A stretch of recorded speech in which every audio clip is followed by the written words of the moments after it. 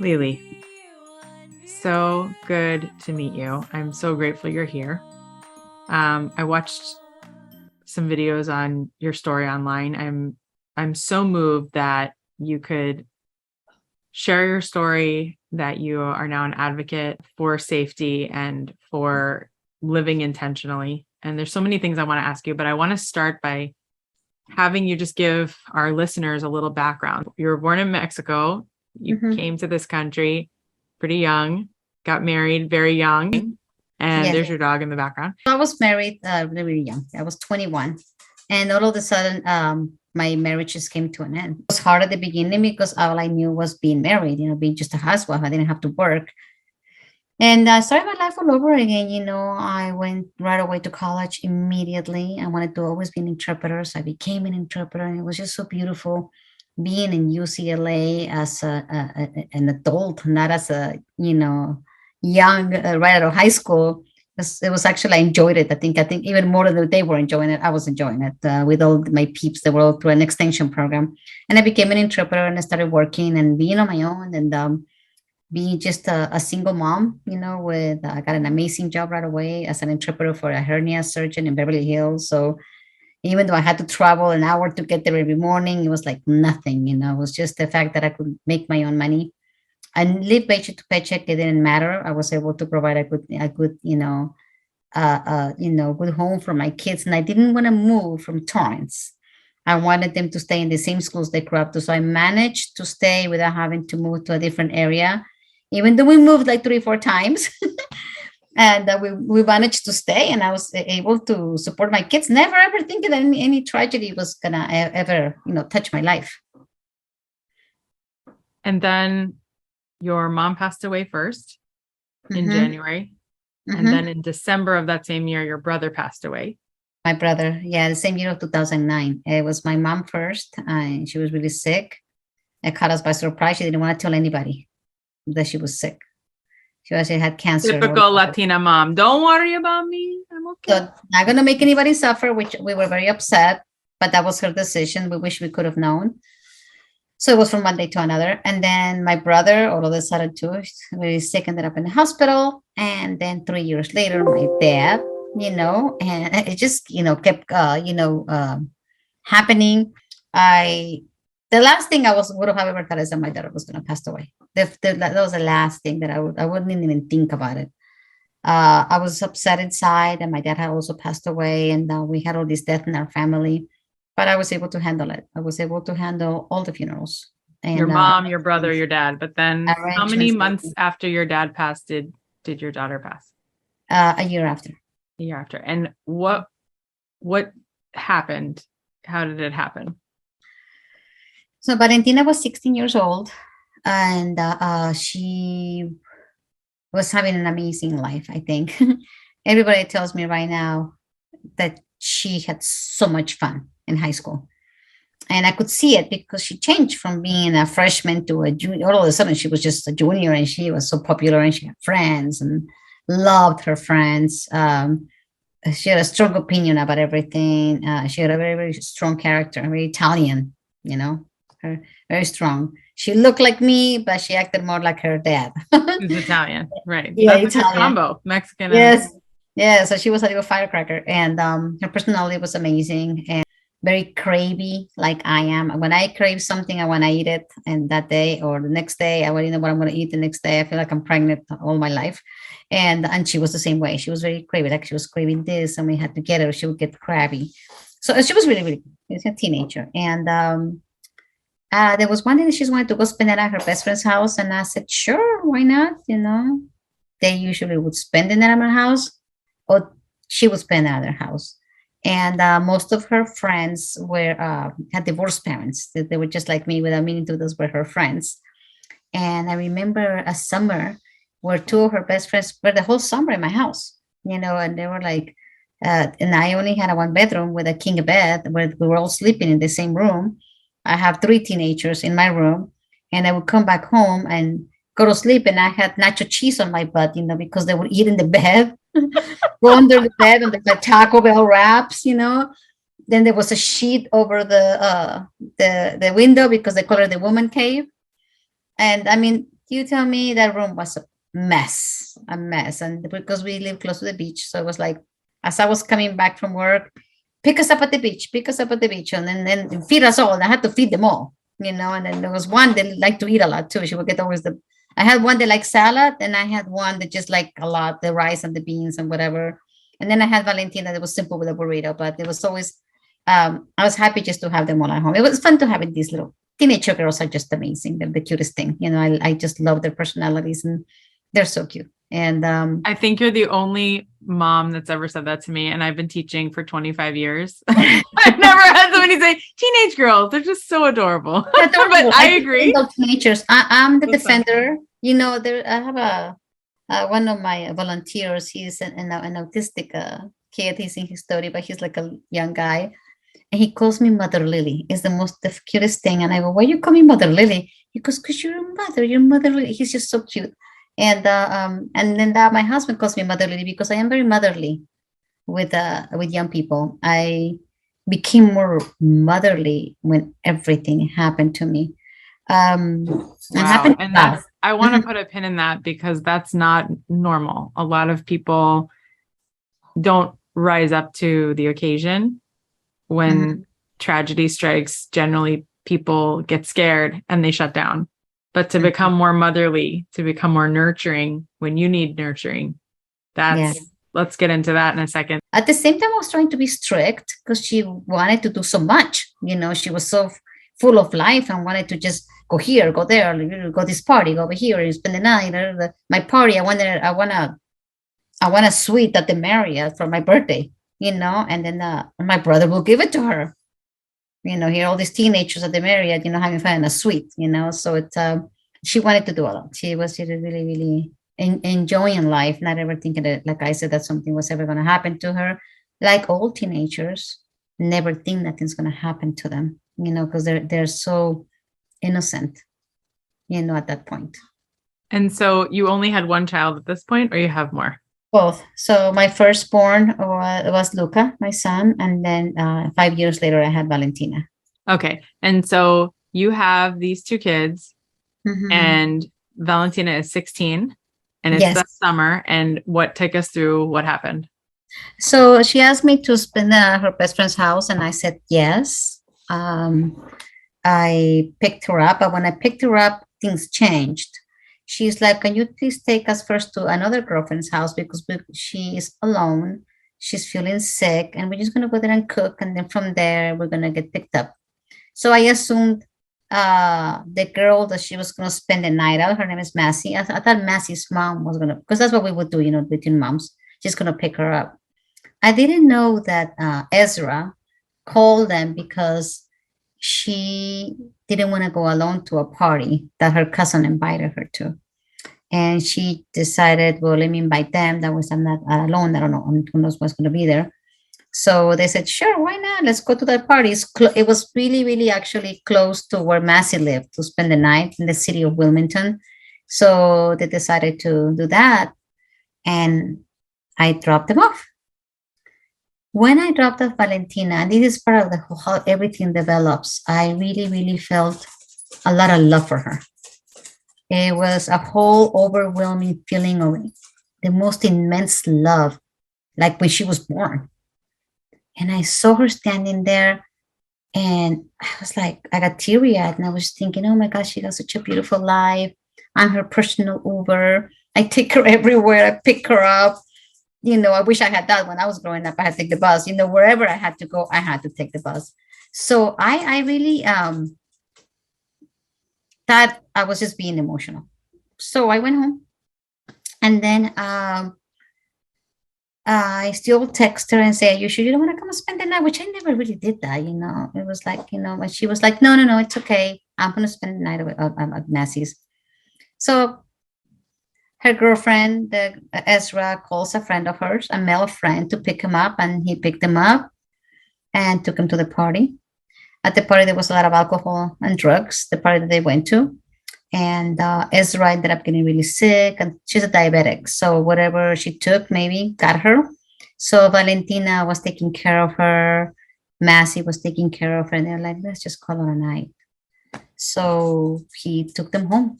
He was taking first Valentina and Massey so they could spend the night, and he was going to take Ezra. That was really sick. She was completely out of it. She was so sick.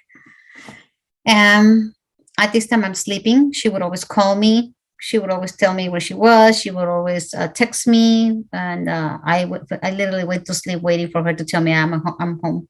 I just fell asleep, and a phone call wakes me up and telling me, hurry up, and get here. Valentina was in a crash, and I got up right away. I got my son, and we went where they told me to go. There was just yellow tape all around, and they didn't tell me anything, just that I had to go to a hospital. I went to the hospital, and when I got to that hospital, they actually, her best friend was, with an IV, with her mom crying, and I get there, and I'm like, "Where's Valentina?" I'm thinking she's in another room, in the emergency room, and she's just yelling at me, tells me, "Valentina died." And I remember just collapsing to the floor, but not, I didn't faint. I think it was the shock. And I was twitching on the floor. Then my son picks me up, and I'm walking, and I'm like, no, no. I go, they have it wrong. There were more kids in the car. Maybe she's in another hospital. And I remember my son telling me, I got this, mom. I got this one. I got it. He knew what I had been through with the other three people that had passed away. And they told us to go into a room. And then they told us that I had to go home because the police wanted to talk to me. So I am thinking the police wants to talk to me because they're going to tell me she's in another hospital, you know?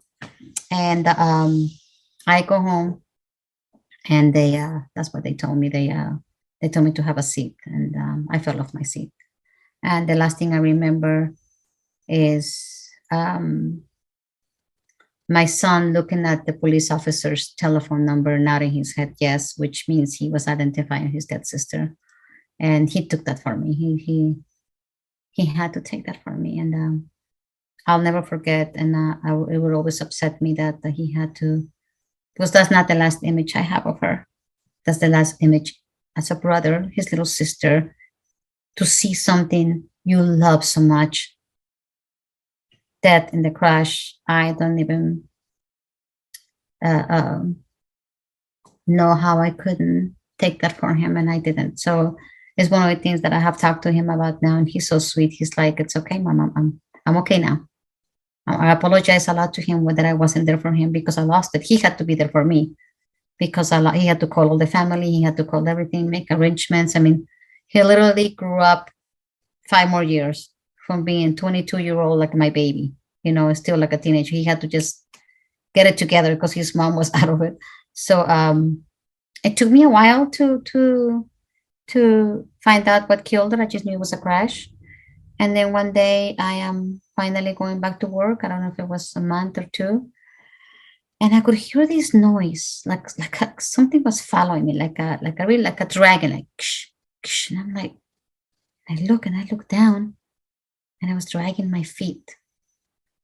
Have you ever heard you're dragging your feet? I was literally dragging my feet. I went into my office. By lunch, I just wanted to get out of there. I left. I went in a parking lot under the Beverly Center, which is covered, one of the floors. And I just sat there with this feeling that I had never felt before. It was a very different feeling when my mom, my brother, and my dad passed away. I couldn't. It's like something was just, my soul was just ripped from inside me. It was like, I was like, whoa, this is how you feel to be dead inside, but you're alive and there's nothing you can do about it. And I just kept touching, the seat where she would always be next to me when I would take her to school, where we would argue, we would get mad at each other, when I would reprehend her, when she would reprehend me. We would tell her I love you, and then I can't stand you. When I was the worst mother in the world, when she was like, just go to school, those things that you don't even, you take for granted. And the feeling in my body was different. I could feel every part of my body. I could feel it on my skin. I could feel my hands being attached to my arms, my nails being attached to my fingers. Everything was throbbing. And I sit there and I said to myself, what killed her? And I read the report. And that's when I saw that on the way home, when he was taking her home, he saw a coworker driving by. They looked at each other. They stopped side by side. He pulled the window down, and that's what woke up Massey, because she was right behind them, and Valentina was right next to her in the back seat. Both girls without their seatbelt on. They were only a couple of blocks away from the party, and challenged each other to the race. He takes off. He was going so fast, over 80, that she got scared and put her seatbelt on and tried waking up Valentina to put her seatbelt on. But Valentina woke up and told her, like, why? Not knowing the danger that she was in. It was too late. He crashed against an SUV and then against the fence. And when her best friend woke up, Valentina was hanging from the window. I knew then that street race killed her. I knew there that it wasn't because she went to a party. I knew there that it wasn't because I was a good or a bad mom, that she was a bad or a good teenager.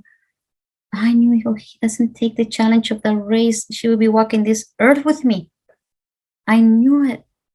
And I also knew that feeling inside, because the pain was so just alive in me. It was just like so surreal that I said, I'm in a movie. This is just not real. This is a movie. And I said, I'm going to do everything possible to prevent any parent to ever lose a child. Everything that I can, I will do. And I'm not kidding you. As I said that, I heard this cling. And I had an earring that those earrings that they have the little hook all the way down on the other side. And I look in my hands and I have that earring in my hand. And I just held that earring and I said, I know you're with me. And we're going to do this. We are going to be together. And God is going to find a way of keeping us together forever. I don't know how.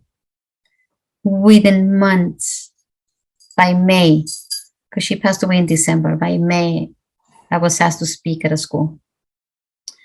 And I got there with my dad's daughter poster in my hand. And the guy tells me he was going to help me put the poster up at the assembly at the gym. And he goes, oh, you are our speaker for today. And I was like, no, I didn't consider myself a speaker. Never heard of speakers, I think. And I got there and there was a woman speaking about alcohol and a man speaking about drugs. And I was the last one. And they had tissues for me and everything ready for me. I spoke like I have never spoken before, like if I was a professional. I had kids crying. The first thing I asked was, who knew Valentina? And all these hands were raised. Who knew of the crash? His hand got raised. Who here wants to drive one day? And all the hands were raised. And after I was done, what did you say? Who here wants to try one day? Drive. Wants to be a driver. And everybody raised their hand. And after I was done, I went to my therapist because, of course, I was going to therapy. And she told me, Lili, you're smiling today. And I'm like, what? She goes, why are you smiling today? You're all rosy on your cheeks. And I said, you know what? I think I just found a way of keeping her with me. And that's how. Another school, I had a PowerPoint. The next school, I had a logo. The next school, I had a name from my organization. And then I never thought it was going to grow the way it has. It's crazy. And it just kept growing and growing, creating programs. I found out that there's no driver's education anymore in California schools. I don't know why they would take that away. I'm still fighting for it to bring it back. I had to create programs because with the name that I gave to my organization, Street Racing Kills, was not a very appealing name. I didn't sugarcoat it. And I didn't name it something cute like We Save Lives or, I don't know, Don't Speed. I don't know. I just named it What Killed Her. And it was hard. But I created programs so I could get in. I invited other nonprofits to come with me so we could talk about everything because they thought that the kids don't race. They thought, and I told them, my daughter was not even driving. She was in the, in the back seat getting a ride home. And it just kept growing from there, kept creating one program after another, and becoming such an advocate, learning, meeting people that have lost someone, and trying to help them, and helping people go through the court system, because I was very much railroaded. I didn't know what to do. So now I help people that are going to go to court, and what their rights are, what they should look for, what to expect, what not to expect. I'll be there for them. I'll stand there next to them, and I'll support them. And I've been doing that. If they allow me to be there, it's not easy because they're grieving. So sometimes I put this lady that wants to be here with me, and some are very open arms, and I'm there for them. I'm there for everything that happened to me that I want to happen to them, before and after. So how do you start to forgive this teenage boy who made a really bad decision?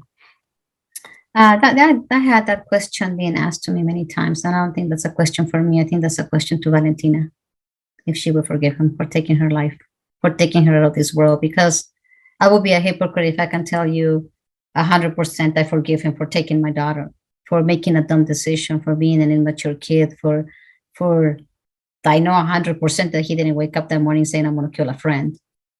But I will be. It's a question that I have asked myself a lot, and I don't even know how to answer it, because I've said before, "Oh yeah, I forgave him," and then sometimes I find myself, "Why did you do that? Why did you take her from this world?" So I say, you know what? I think she should be the one to answer that question, not me. So that's why I'm like, okay, I'm not going to be a hypocrite, because sometimes I honestly feel like, I feel for him, because he has to live with this for the rest of his life. I don't know what his life is. And at the same time, I'm like, okay. And then at the next day, I can be in a bad day, being upset because of that decision that he made. And even though I know it was, you might call it an innocent decision from a teenager.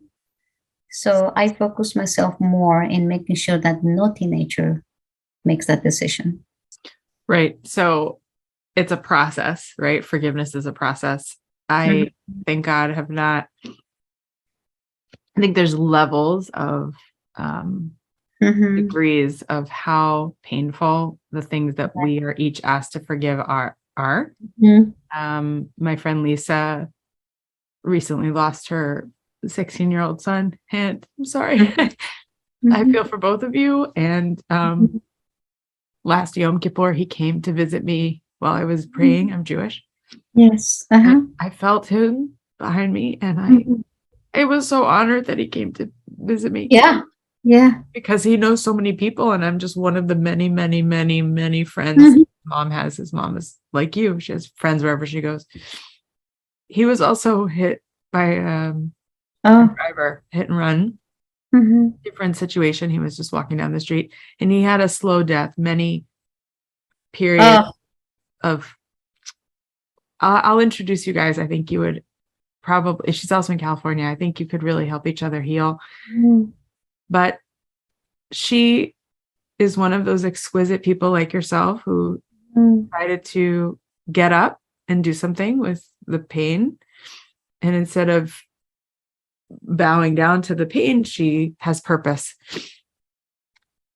Is this Jerry Lynch? No, her name is Lisa Arnold. Okay. But there's a guy, Azim Kamisa, if you heard the first episode of my podcast, he had a son who was 21, I believe, 20 or 21. And he was shot with one bullet by a random act of gang violence by a 14-year-old who was trying to get into a gang by an 18-year-old. Wow. And what he chose to do, and I'm only telling you this because it's just an interesting story, and I don't know how he found the strength, but he also felt all of your reactions are very similar in the very beginning. He fell to the ground. He couldn't stand up. He couldn't get up for 9 months, but it's a wonderful episode to listen to because I will.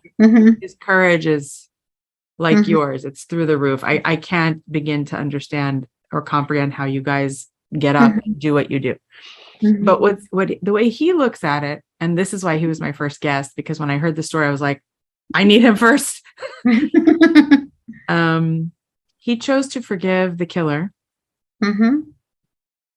The killer was in jail for 15 years. He was 14 when he went in, Oh, wow. lived more than half of his life again, his whole entire life in jail. And then he was able to get out. And now he and Azim speak all over the world about youth violence together. That's amazing. That's what I wanted to, but I didn't get that. Okay. So here's my proposal. And you could tell me, Barb, you're an Mhm. idiot, you're naive, and I'm hanging up, and I will totally. But this morning when I thought to myself, oh my gosh, I'm so lucky I get to interview Lili. Mhm. My first thought, I always ask God, and I know you believe in God, it's very obvious. I said, what should I ask her first? And I didn't ask you it right away because I was really nervous to ask you, and I'm shaking as I say this. Mhm. But I would really be mad at myself if I didn't ask you. The Mhm. purpose of my podcast is forgiveness and freedom and tools to live a happier, healthier life, and how to deal with failure. And I have this crazy notion, and I am crazy, I know, because I'm not normal. This is not a normal thing. That when we forgive, then we allow God to do the karma. Mhm. Because when we hold on to anger or frustration, and I cannot imagine what you must go through every day. Please, God, don't test me. Mhm. Like, there's some people, they're just superheroes. You're a superhero. You have a cape right here. If you put your hands here, you're going to find one. I don't have a cape. I don't have one yet. I hope I don't have to have one. But the point is that if you were to live in a world where you could speak with the person who did it, Mhm. my question is, what is the real reason that killed her? Because to me, it wasn't the decision to get in the car. It was, this is how I see all things. Mhm. Who feels so lousy about themselves that when they look to their left and they see another car and they think, oh, that would be fun. Mhm. That will make me feel purpose. I will just put all of my friends and myself in danger. Right. To Mhm. me, and I'm going to answer my own question, and then I want you to respond if you want to. Mhm. The problem we're facing at this moment as a nation, as a world, is that we have literally lost our minds. We are seeking pleasure over purpose so much, and the dopamine from the phone and the rush and the fast, that we've literally lost consciousness over what is really important. And it sounds like you have created this wonderful platform to get people to be more conscious. But does it ever come up in your speaking, in the questions that you get from the kids or the parents, or the suffering and the grieving? Like, what are we really trying to fix? So those are my two questions. How do you go about forgiving this person? And number two, what is it that really killed her? What is the thing that we really have to fix so that no one actually ever even thinks, oh, I'll just do this thing because it'll be fun? Well, definitely. That's why I educate. I think that educating our future drivers is a must. Educate them, and not just lecture them, but touch them with your heart. And all my speakers are victim speakers. They all have gone through something. I also have the other side of the coin. And one of my speakers actually went to jail when he was 18, and now he is 40. And same thing, he was chasing his girlfriend, and she ended up crashing. And she survived, but the two girls in the back, one passed away and one ended up in a wheelchair. And they gave him, 22 years in prison. So I have him talking to the kids. So I like to bring both sides of the story, and I believe that education is a must. It's a must. We do a lot of reenactments, same scenarios, the same thing. I put two girls in the back seat. There, I put chairs like there are cars, four chairs over here, four chairs over here, and they have to challenge each other. I have even the steering wheels to make it fun for them. And the girl has to say, protect herself and defend her life, and say how can she get out of the car? Because in Valentina's case, nobody did anything. The girl that saw the whole thing didn't even tell him to stop. Valentina didn't have her seatbelt on, so I told him, "You gotta put your seatbelt on, even if you're in the back seat." So we talk about, I think, all that safety and all those scenarios, and teaching them how to respect their life while they're at the wheel. And if they're not being respected, the driver is not respecting your life or his life, then you have to get out of the car. And things that you can do to protect yourself. So I feel like education. That's why driver's education is so important. But driver's education from a point of a victim stand of view, example. Like my daughter is an example that she didn't choose to be, but she is. And one of the things that I like to share with you that I didn't share before, for some reason we skipped this, but I wanted to meet the driver that killed my daughter because I didn't know him. And this was very soon after she passed away, like within a month. And because I knew that court was coming. And I had gone to court the first day, and I didn't know who he was. I just went there like a rag doll. I didn't know I was going. They just took me there. And I saw his parents.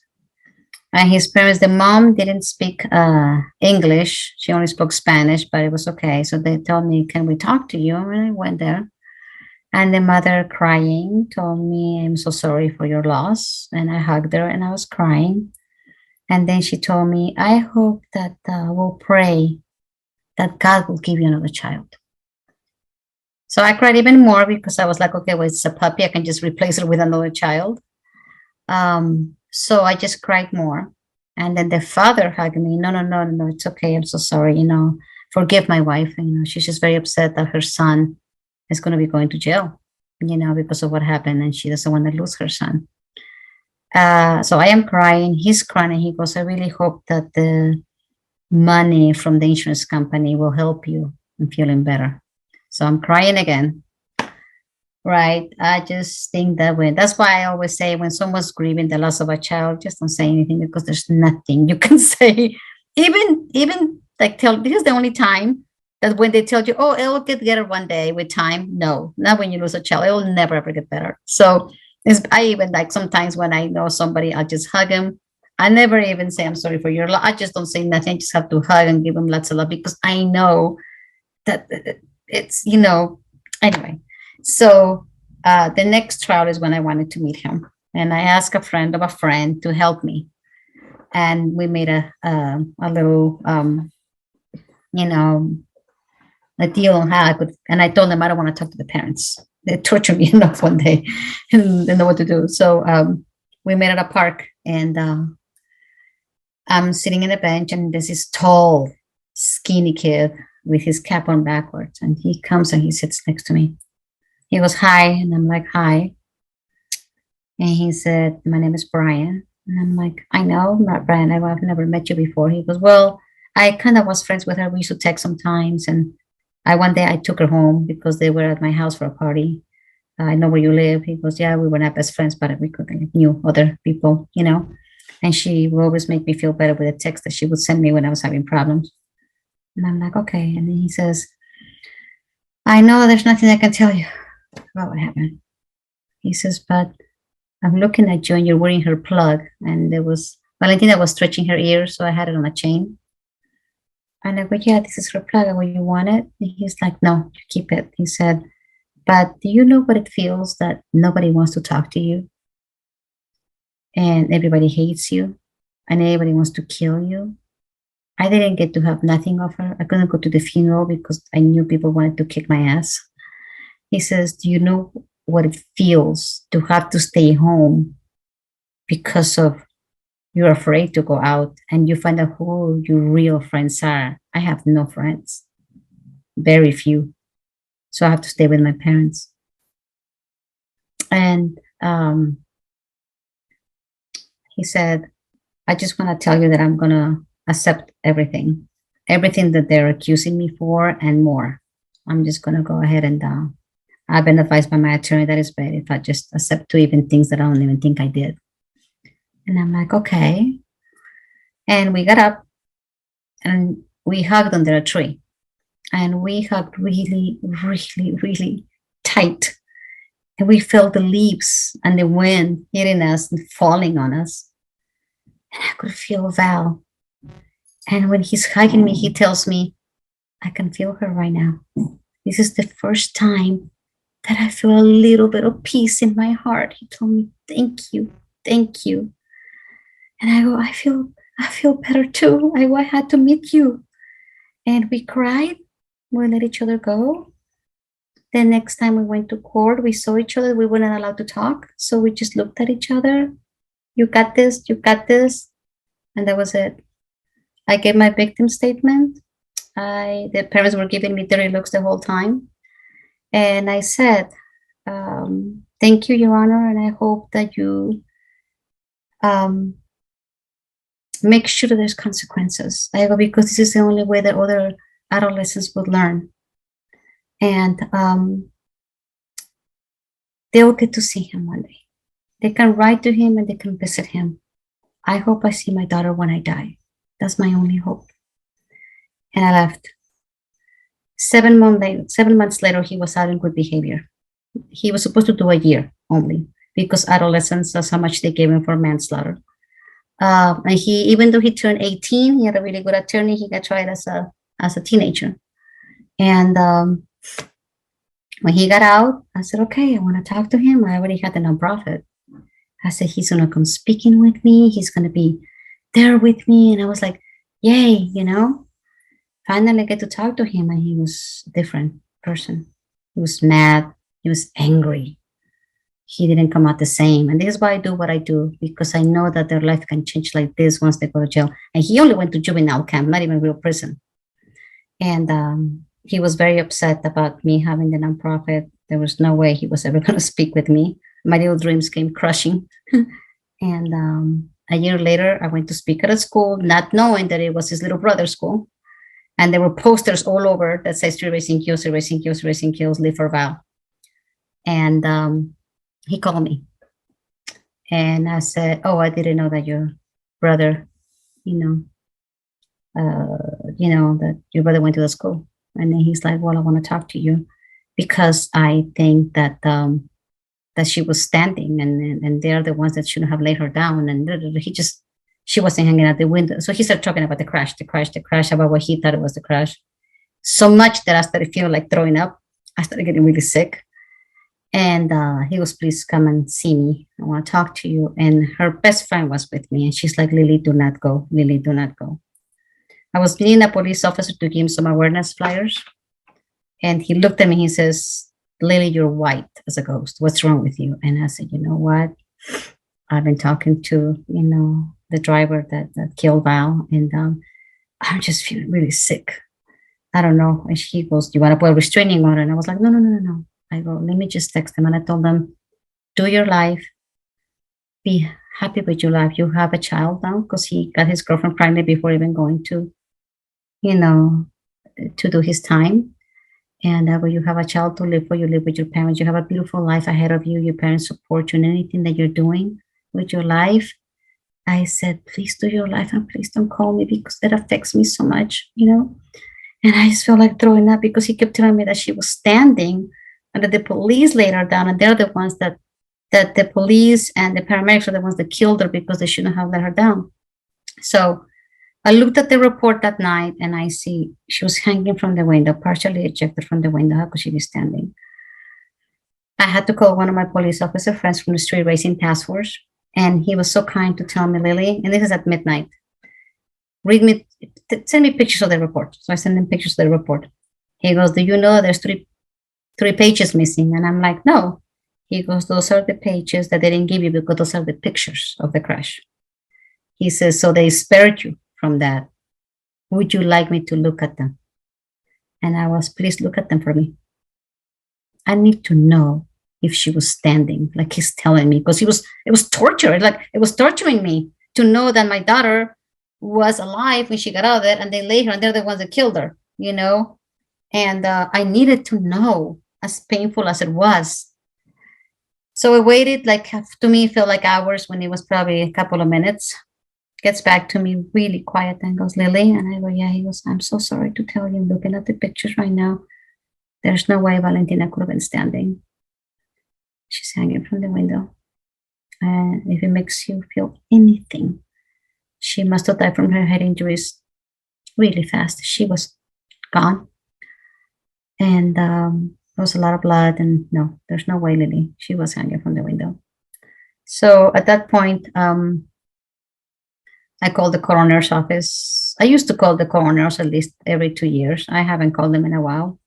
They knew who I was, and they always, referred to me that she passed away from her head injuries. They always told me, how much do you want to know? And then the last coroner I talked to was amazing. He just told me, you want to know if she suffered, didn't you? And I'm like, yeah. And then he told me, when the brain receives so much trauma, which she did by hitting herself in so much, it sends a signal, it starts bleeding. Shut down the And phone. yeah, he says, and it stops the heart. He goes, so if you weren't worrying about that, she died from her head injuries. So bittersweet, right? But yeah, and I think that's one of the reasons why we have never spoken again, and why I don't know. Yeah. Because at the beginning, I kind of like forgave him. You know what I mean? And then time has passed. It's almost been 8 years. And then, like I said, sometimes I'm good. Yeah, I would love for him to come and speak with me. Sometimes I'm like, oh my gosh, why did you make that decision? Why did you do that? And not cursing him, just like, oh my gosh, I'm not gonna let any other young person make that decision. It's not Right. just From the little that I'm hearing about his parents and how they treated you and how they spoke even afterwards and how he spoke. And it sounds like when you met in that park that day, he was really being a teenager. He didn't even ask you how you were doing. It sounded like it was about how he grabbed me like a mom. Right. Because he needed one. But Yeah. I'm very curious to hear how Azim would approach this, how my friend Lisa would approach this, because I'm interested in how do I help you heal? Forget about him. How Yes. do you in this moment get to look at this incredible puzzle of God gave me this piece and this piece and this piece, and all of it needs healing. It's not like my daughter passed away. That in itself is like an entire puzzle. But then you have all these other pieces. And what we're trying to do together, you, me, and everyone else who cares about this world, really cares about making the world better, like really better, is not to stop people from driving or making the bad decisions once they're in the car. We're trying to get people to be alive when they're out of the car.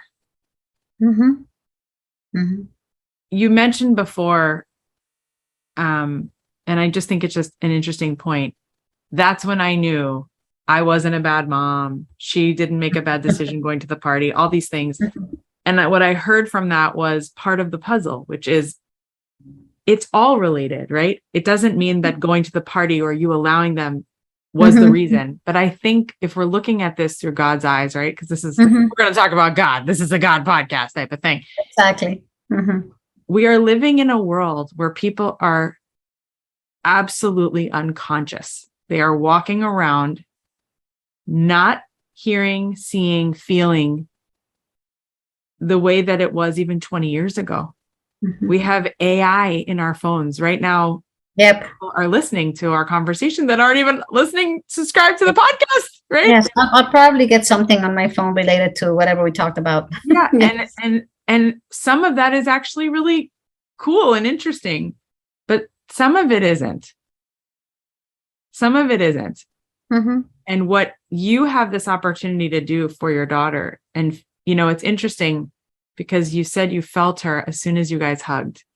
And I don't know this guy from Adam. I don't know his name. I'm not here to represent him. I just hear a lot of stories about forgiveness. And so I'm here to have both of us have a breakthrough about it. Maybe I can add one little piece to your puzzle today by saying that a line that one of my favorite teachers, I talk about her all the time on the podcast. She comes up a lot. She was in the Holocaust. Aliyah Shalom. Her name was Rebbetzin Esther Young Rice. And she said, don't ever let somebody take up space in your head because they're not paying enough rent. Like 4'5" or something, very short lady from Hungary. And when I hear you say, sometimes I forgive, but sometimes I think what? It's a process, but I'm more concerned about you not affecting your speaking. And when you get up to speak, you are representing humanity. She was an angel, obviously. She was not supposed to be here for very long, apparently. And she was here to teach us about not just safety, but how to live our lives so that this doesn't happen again. When I was living in Beverly Hills, every night at between 11 p.m. and 2 in the morning, I would hear, and I would be shaking in my bed because I go to bed pretty early. And I'd start to shake because I could feel, as an empathetic person, somebody's breaking the law right now and no one's watching. No one's watching. And then when Carly, our mutual friend, told me about her brother, how he was just stopped at a stoplight. He was just stopped at a stoplight and instantly died because of the same exact thing. Yeah. I don't think about the safety of the car. I think about the mental health of the person behind the wheel who did it. Correct. So I would love to be able to help you when you're out there, speak to people about mental health. It's something that I'm an advocate for. And I deal with mental health, as everyone knows who's listening now, who joins me on Clubhouse every week, 3 ways. I'm not against medication, but I always say, even if you're on medication, see if you can do this in addition to, or instead of, if your doctor allows it, prayer, meditation, and creativity. There's so much that we have access to. I mean, also eating healthy, physical exercise, religion, having a community to go to every week, a few times a week. We live in such an isolated universe right now. I mean, I could go on and on about the solutions, but I just find it so riveting to hear your story. I think that you are so courageous to be able to have made this part of your life's purpose. And I do think that you'll be connected to her forever through your love. Oh, totally. So I totally agree. And then, to be honest with you, I don't always think about him. Most of the time it's just her and I forget, it's rarely little things that come, but most of the time it's just us. And now that you were talking to me about God, I work for a Jewish doctor, as a Dr. Moshfegh, my hernia specialist. And so there was a rabbi that would go at least once a month. And he knew me really well. Actually, he wanted me to convert and marry me because I was single. And he goes, Lili, you have to convert one day. He was so sweet because he wanted me to get married because he knew me for so many years and I was single, right? And then one day he comes in. It was when she had just passed away. And he looks at me. He goes, are you okay, my dear? And I'm like, no, because I was always very bubbly, And he goes, can I help you with anything? And I go, yes. And he goes, how can I help you? I go, can you help me regain my faith in God? So he took me to the back. We went to one of the examination rooms and we sat there. And I forgot so many things we talked about. And amazing man. And he told me something. Rabbi what? Rabbi Rafi. I don't remember his name. Gosh, but at the time I knew. Okay, you have to find out. But so he just told me, I'll tell you something. And this is what really, really helped me, kept going on my life. He goes, we all have a life span. So God knows when we're born and God knows when we're going to die. That was her life span. And I'm going to tell you something. There's a reason for that you and I don't know yet. That was it. And he gave me some peace. I am not kidding you. I felt like, not that I felt good, it was just, I don't know, whatever, the way he just said it to me. And I went on. And then little by little was when everything developed. And this organization that grew that I didn't even plan for. And her and I together and doing everything that I've done that I never ever thought I could do, be a speaker and do this and create programs and become everything that I've done. It just grew, you know what I mean? And I just inhaled it all and took it all, and I said, God, if this is the way that you're allowing me to have her, I'm blessed beyond belief from any other parent that loses a child. You're allowing me to have her this way. How blessed I am to have her this way every day, every day. That's Wow. why I call her the boss. She's the boss. She's my boss. And she was bossy when she was a teenager. She's still bossing me around to today. That's my vow.